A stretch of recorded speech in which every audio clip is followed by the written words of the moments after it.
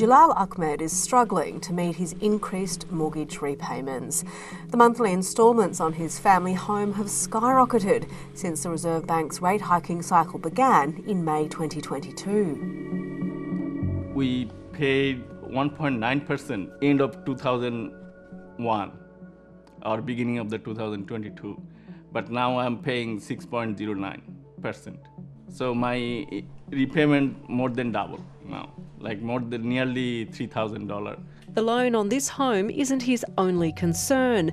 When former RBA Governor Philip Lowe said interest rates were unlikely to go up until 2024, Jalal made a down payment to build a bigger home, assuming he would be able to borrow money cheaply.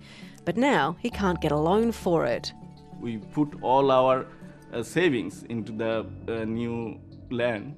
Now, I'm struggling and I don't know what to do, and maybe we have to lose our deposit money. He's been spared another rate hike, at least for now.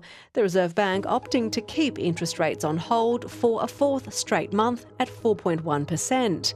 The new governor, Michele Bullock, issued a note very similar to her predecessor, commenting that while inflation has passed its peak, it is still too high. But another pause will allow the board more time to assess the impact of the increases so far. It was her first meeting in charge, and borrowers hope she'll keep rates from going higher. I think it's fairly harsh on a lot of families with cost of living. To be honest, we don't even watch for the rate increases at the moment because we kind of presume they're going up. I really hope the interest rates will stop rising because it's just it's a lot for some people.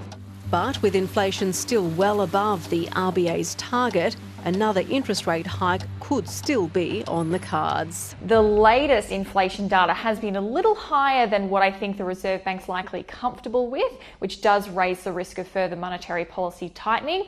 However, they do say this every month. It doesn't mean that we're 1 month away from a rate hike. Inflation is moderating overall, but it will be higher than we'd like for longer than we'd like. Some borrowers are yet to feel the pain of higher interest payments. Analysis by Rate City shows 150,000 mortgages are still to come off their ultra-low fixed rates this year to a much higher variable rate. And another 450,000 fixed loans will end in 2024. The ongoing higher cost of living is pushing more Australians into hardship.